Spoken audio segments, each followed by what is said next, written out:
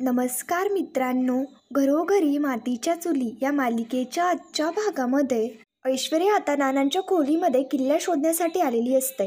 पण मात्र तिच्या हातामध्ये दुधाचा ग्लास असतो. ऐश्वर्या आता लगेच रूममध्ये येऊन इकडे तिकडे त्या किल्ल्या शोधू लागते. ऐश्वर्या नानांच्या उशाखाली सुद्धा बघते आणि तिथे असलेले ड्रॉवर्स सुद्धा उचकते. ऐश्वर्याला आता तेवढ्यात तिथे ऋषिकेश आणि त्यांच्या फॅमिलीचा फोटो दिसतो. तर मग ऐश्वर्या लगेच रागामध्ये तो फोटो इकडे खाली पालथा करून ठेवते. फोटो पालथा करते, पण मात्र तेवढ्यात त्या फोटोच्या मागे ऐश्वर्याला चावी सापडते. ऐश्वर्या लगेच मागचा पुढचा कुठलाही विचार न करता लगेच ती चावी आपल्या हातामध्ये घेते आणि चावीने लगेच इकडे कपाट उघडण्याचा प्रयत्न करत असते. ऐश्वर्या त्या कपाटामध्ये इकडे तिकडे शोधत असते. तेवढ्यात ऐश्वर्या काही फाईल शोधत असताना तिला घराचे पेपर्स सापडतात.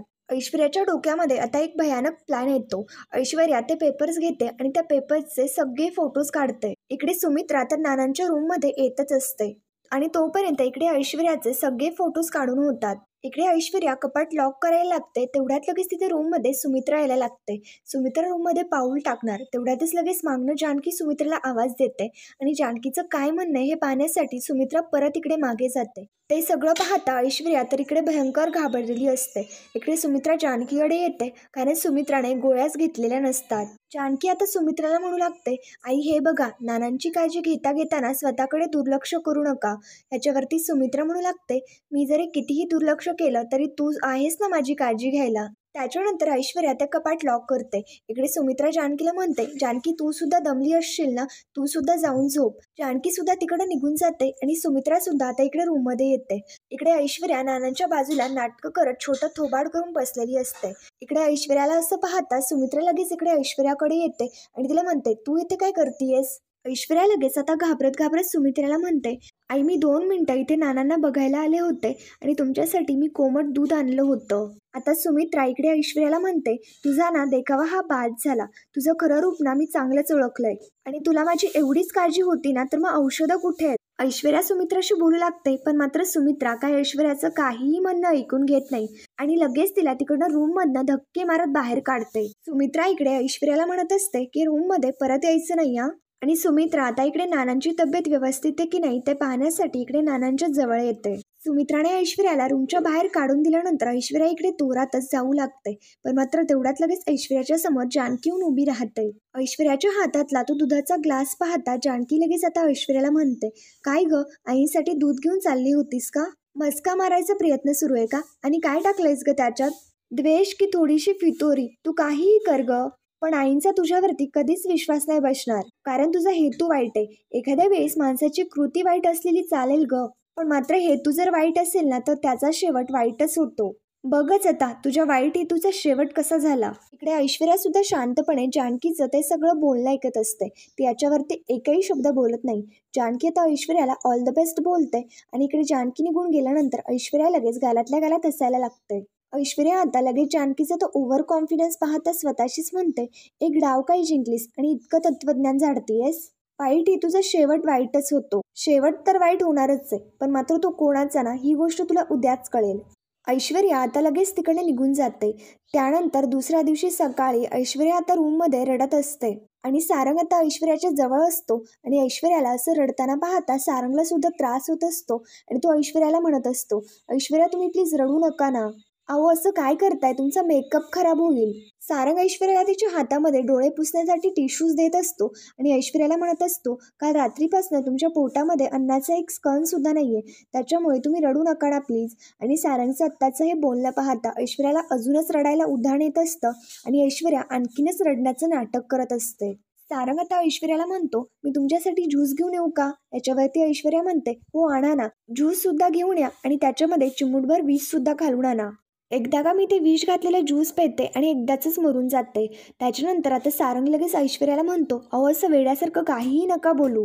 ऐश्वर्या रडण्याचं नाटक करत सारंगला म्हणत असते, अहो मी काय करू मग, मला ना वेडच लागलंय. या घरासाठी मी इतकं काय काय करते, या घराचं चांगलं व्हावं म्हणून इतकं सगळं करत असते, पण माझ्याबद्दलच वाईट घडलंय. त्या आईला माझ्या आईपेक्षाही जास्त मानलं. जपलं, त्यांच्यावरती प्रेम केलं आणि त्याच आईने स्वतःच्या हाताने माझ्या कानाखाली मारली. आणि ऐश्वर्या भोळा चेहरा करत सारंगची सिंपत्ती मिळवण्याचा प्रयत्न करत असते. ऐश्वर्या नाटकं करत सारंगला म्हणत असते, सारंग त्याचे वळ माझ्या गालावरती नाही हो, माझ्या मनावरती उठलेत. आणि हे सगळं ना त्या जानकी वहिनीमुळे झालंय.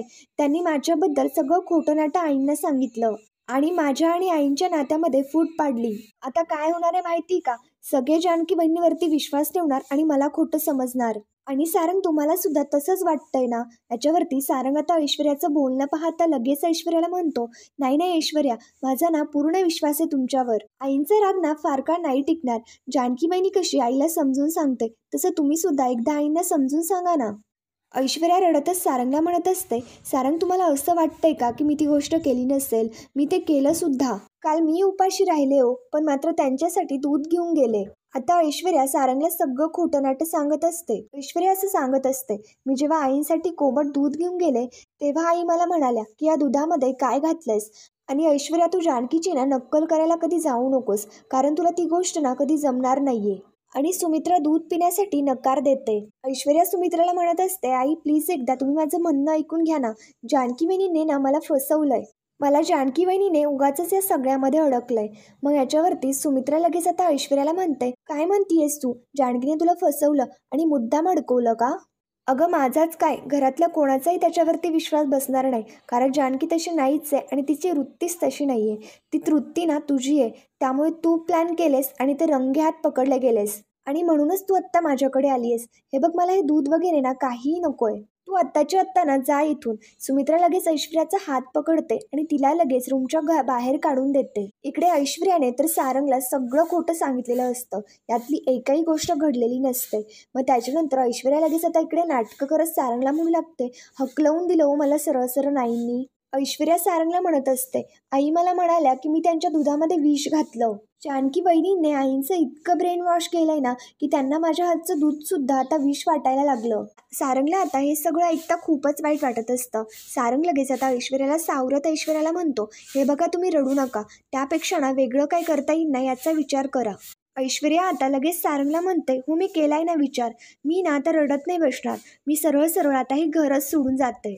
ऐश्वर्या लगेच तिची बॅग पॅकिंग करू लागते, पण मात्र सारंगला हे मान्य नसतं आणि सारंग ऐश्वर्याला कुठेच जाऊ देत नसतो. आता ऐश्वर्या सारंगला त्याच्या शब्देमध्ये अडकवते आणि लगेच त्याला तिकडनं बाजूला व्हायला सांगते. सारंग ऐश्वर्याला म्हणत असतो, हे बघा ऐश्वर्या, तुम्ही घाईघाईमध्ये ना असा कुठलाही वेडावाकडा निर्णय नका घेऊ. ऐश्वर्या आता ओरडत म्हणत असते, सारंग मी तुम्हाला इतकं जीव तोडू सांगण्याचा प्रयत्न करते, वसा ताणू ओरडते, जीव जातोय माझा, आणि तुम्ही काय म्हणताय की ऐश्वर्या शांत हो. तुमच्या जागी जर मी असते आणि माझ्या नवऱ्याबरोबर असं जर कोणी वाईट वागलं असतं ना तर समोरच्याला मी फाडून खाल्लं असतं. आता ऐश्वर्या सारंगच्या मनामध्ये द्वेष निर्माण करण्याचा प्रयत्न करत असते. ऐश्वर्या आता लगेच सारंगला म्हणू लागते, जर माझ्या नवऱ्यावरती जर असे खोटे आरोप कुणी लावले असते ना तर बायको म्हणून मी त्याच्या पाठीशी खंबीरपणे उभी राहिली असते. त्याची बाजू ऐकायला समोरच्याला मी जीव तोडून कन्व्हिन्स केलं असतं. कारण का माहिती का सारंग, माझं तुमच्यावरती खूप प्रेम आहे. आणि आता ऐश्वर्या सारंगला प्रेमाच्या जाळ्यात सुद्धा अडकवण्याचा प्रयत्न करत असते. ऐश्वर्या सारंगला आता भडकवून देण्याचा प्रयत्न करत असते आणि सारंगला म्हणत असते की नवरा बायकोच्या नात्यामध्ये कितीही काही झालं ना तरी सुद्धा त्यांनी एकमेकांच्या सोबत राहायला हवं. जसं नाना आईंसाठी घेतात आणि ऋषिकेश दादा जानकी वहिनींसाठी घेतात. तुम्ही बघितलंत ना की आईंशी भांडलेत ते. बघा ना, ऋषिकेश दादांकडे जिगर आहे. आईंशी वाद घालायला सुद्धा त्यांनी मागे पुढे नाही बघितलं. तुम्हाला ती गोष्ट जमणार आहे का? आणि तुम्ही आईंना सांगाल का की मी चुकीची नाहीये म्हणून? सारंग आता काहीच बोलत नसतो, कारण ऐश्वर्याच्या या बोलण्यापुढे सारंगला नेमकं काय करावं काहीच समजत नसतं. सारंग आता लगेच या गोष्टीचा विचार करू लागतो की मी नेमकं करू तरी काय. ऐश्वर्या आता सारंगला म्हणत असते, तुम्ही काहीही करू नका, तुमची ही शांतता आहे ना हेच माझं उत्तर आहे. बास झालं आता मी हे घर सोडून ना निघूनच जाते. आणि ऐश्वर्या लगेच तिची बॅग पॅकिंग करण्याचं नाटक करू लागते. ऐश्वर्या तिकडनं निघून जाऊ लागते तर सारंग लगेच आता ऐश्वर्याला थांबवून घेतो. सारंग ऐश्वर्याला म्हणतो, ऐश्वर्या थांबा, मी बोलेल आईशी. ऐश्वर्याच्या आता सगळं मनासारखं घडत असतं आणि ऐश्वर्याचा प्लॅन आता सक्सेसफुल होत असतो. ऐश्वर्या लगेच आता भोळा चेहरा करत सारंगला म्हणते, खरंच सारंग, म्हणजे तुम्ही खरंच आईंशी बोलाल का? सारंग लगेच आता ऐश्वर्याला म्हणतो, का नको बोलू मी आईंशी? माझा ना पूर्ण विश्वास आहे तुमच्यावरती आणि मला माहिती आहे की तुम्ही काहीही चुकीचं केलेलं नाहीये. त्यामुळे तुम्ही हे घर सोडून जायचं नाही. ऐश्वर्या आता रडतच सारंगला भोळा चेहरा करत म्हणत असते, पण मात्र सारंग, आई तुमचं ऐकून घेतील का? तुम्हाला आई उडवून तर नाही लावणार ना? सारंग म्हणू लागतो, कशाला लावेल ती मला उडवून? मी जीव तोडून तुमची बाजू तिला पटवून देण्याचा प्रयत्न करेल. तुम्हाला मी शपथ देतो. त्याच्यानंतर सारंग आता लगेच इकडे सुमित्राशी बोलण्यासाठी रुंगून जातो. त्यानंतर आता इकडे दुसरीकडे ओवी जानकीपाशी अभ्यास करत बसलेली असते आणि जानकी ओवीचा अभ्यास घेत असते. आता ओवी वाचन करत असताना ती गयावया शब्दाचा अर्थ जानकीला विचारते. तर मग जानकी सांगते की गयावया म्हणजे एखाद्याची रिक्वेस्ट करणं, हात जोडून माफी मागणं. तर मग आता ओवी लगेच बोलते, म्हणजे ऐश्वर्या आंटीसारखं. म्हणजे अगं आई, ऐश्वर्या आंटी म्हणजे धूर्त कोल्हा आणि आजी म्हणजे चिडलेला सिंह. कारण मी ते पाहिलंय की ऐश्वर्या आंटी ना आजीकडे गयावया करत होती आणि तिला सांगत होती की जानकी बहिणीनेच तिला फसवलंय. आणि मग त्याच्यानंतर ओवी आता त्या गोष्टीचा अर्थ इकडे घराशी लावत असते. ओवी आता लगेच जानकीला विचारत असते, आई मला एक सांग, तू खरंच फसवलंय का गं तिला? तर मग जानकी लगेच ओवीला म्हणते, तुला काय वाटतं? याच्यावरती ओवी लगेच सांगू लागते, माझी आई असं करूच शकत नाही, माझा पूर्ण विश्वास आहे. जानकी आता ओवीला म्हणते, ओवी विश्वास या शब्दामध्ये ना फक्त 3च अर्थ असतात आणि तो कमवायला 3 वर्ष काय 3 जन्मसुद्धा पुरत नाही आणि तो विश्वास गमवायला 3 सेकंदसुद्धा पुरेसे असतात. तसाच आजीचा विश्वास ऐश्वर्याने गमवला. ओवी आता जानकीला समजू लागते, अगं ऐश्वर्या आंटी आल्यापासून ना ती जेलस आहे तुझ्यावर. ती सारखी सारखी तुला मागे खेचण्याचा प्रयत्न करत असते, तुला पाडण्याचा प्रयत्न करत असते आणि अशी लोक स्वतःच खड्ड्यात पडतात. तर मग आता जानकी ओवीला काहीही म्हणत नाही आणि ओवीला शांतपणे म्हणते, ओवी मी तुला काय सांगितलंय ग, मोठ्या माणसानं असं काहीही बोलायचं नाही. मी तुला ही गोष्ट शिकवलीये, मग पुन्हा पुन्हा ही गोष्ट का करतीयेस? ओवी तू या सगळ्यामध्ये ना नको लक्ष देऊ, त्यासाठी ना आई आहे, आई सगळं मॅनेज करेल. तू फक्त ना अभ्यासामध्ये लक्ष दे. तू ना खूप अभ्यास कर आणि खूप मोठी हो. ओवी आता जानकीला म्हणते की आई मला भूक लागलीये. जानकी लगेच आता ओवीला काहीतरी खायला आणण्यासाठी किचनमध्ये निघून जाते. त्यानंतर आता इकडे दुसरीकडे ऐश्वर्या सयाजीरावांशी बोलत असते. आता ऐश्वर्याने जो काही पराक्रम केलेला असतो त्याचं सयाजीराव लगेच ऐश्वर्याचं कौतुक करत म्हणतात, मी जेव्हा सरपंच झालो होतो ना तेव्हा सुद्धा मला इतका आनंद झाला नव्हता, तेवढा आनंद मला तुझी ही कामगिरी बघून झालाय. त्या नानाच्या मृत्यूपत्राचे जे फोटो धाडलेस ना मला, लई धाडस दाखवलंय तू. ऐश्वर्या आता लगेच सयाजीरावांना म्हणते, ठीक आहे दादा, माझं कौतुक करून झालं असेल तर माझं ऐका. मी तुम्हाला जे फोटोज पाठवलेत ना त्या फोटोमधनं आपल्याला आता भडका उडवायचा आहे. सयाजीराव सुद्धा आता ऐश्वर्याला म्हणत असतात, तू त्याची काळजीच करू नको, ते आता माझ्यावरती सोड. त्या जानकीने तुझ्या मुस्काटात मारायला लावली होती ना, बघ आता तिला आता याचं सनसनीत उत्तर देऊयात. ऐश्वर्या सुद्धा आता सयाजीरावांना म्हणत असते, ते तर द्यायचंच आहे आणि ते मी तिला देणारच. नानांचे ते वकील आहेत ना मिस्टर शहाणे, त्यांना सुद्धा आपल्याला आपल्या बाजूने करायचंय. तर मग सयाजीराव म्हणतात, ते मृत्यूपत्र ना त्याच्याकडनं माझ्या पद्धतीने निघून घेतो आणि तो शहाणे ना त्याला माझ्या आता कोर्टातच उभं करतो. तू आता निवांत राहा, काही बी काळजी करू नकोस. त्याच्यानंतर त्यांच्या दोघांचाही फोन होतो आणि ते फोन ठेवून देतात. इकडे सयाजीरावांना तर खूपच आनंद होत असतो. इकडे तेवढ्यात लगेच सयाजीरावांच्या माणसांनी ते शहाणे वकिलाला पकडून आणलेलं असतं आणि ते शहाणे वकिलाला पकडून ते सयाजीरावांसमोर हजर करतात. आता हे सगळं घडताना पाहता शहाणे वकील खूपच घाबरून गेलेले असतात. तर सयाजीराव लगेच त्या शहाणे वकिलांना तिथे खुर्चीवरती बसायला सांगतात. शहाणे वकील आता सयाजीरावांना म्हणू लागतात, हे बघा मी तुम्हाला फोनवरती आधीच सांगितलंय की मी रणदिवे कुटुंबाला फसवू नाही शकत. याच्यावरती सयाजीराव म्हणतात, अहो तुम्ही फोनवरती माझं काम नाही केलं म्हणूनच तर तुम्हाला इथे धरून आणलंय ना. आता जर तुम्ही इथे सुद्धा नाही म्हणलात तर तुम्हाला डायरेक्ट तुमच्या कोर्टाच्या गच्चीवरनंच खाली फेकावं लागेल आणि मग तुमची केस कोण लढणार? तर मग सयाजीरावांचं हे बोलणं पाहता शहाणे वकील खूपच घाबरून जात असतात. सयाजीराव आता प्रेमाने शहाणे वकिलांना म्हणतात की हे बघा शहाणे वकील, तुम्ही आता शहाणे आहात ना, मग असं वेड्यासारखं काय करताय? आता सयाजीराव शहाणे वकिलांना पैसे देत म्हणतात, हे बघा हे बंडल घ्या आणि मी सांगितल्याप्रमाणेच त्या नानाचं मृत्यूपत्र मला लिहून द्या.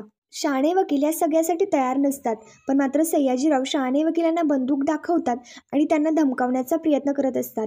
त्याच्यामुळे ते सुद्धा घाबरतात आणि लगेच आता सयाजीरावांचं काम करून देण्यासाठी तयार होतात. तर मित्रांनो, पुढील भागामध्ये आपण पाहणार आहोत, इकडे दुसरीकडे ऐश्वर्या आता सुमित्राला समजावून सांगण्याचा प्रयत्न करत असते आणि ऐश्वर्या सुमित्राला म्हणत असते, आई तुमची दिशाभूल केली जाते हो. जानकी बहिणी माझी इमेज खराब करून त्यांची इमेज वाढवण्याचा प्रयत्न करताय. याच्यावरती सुमित्रा म्हणते, ती असं कशाला करेल, प्रश्न फक्त तुझा आहे. ऐश्वर्या आता सुमित्राला शब्द देत म्हणते, मी हे जानकी बहिणीचा खरा चेहरा तुमच्यासमोर जोपर्यंत आणत नाही ना तोपर्यंत मी शांत बसणार नाही.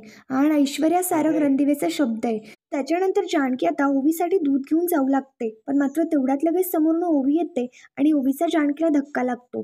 त्याच्यामुळे जानकीच्या हातातला तो दुधाचा ग्लास खाली पडतो आणि जानकीला लगेच असं वाटतं की काहीतरी अपशकुन होणार. आणि तर मित्रांनो, पुढील भागांची डेली अपडेटसाठी आमच्या शिव मराठी या चॅनेलला लगेच सबस्क्राईब करा. थँक्यू.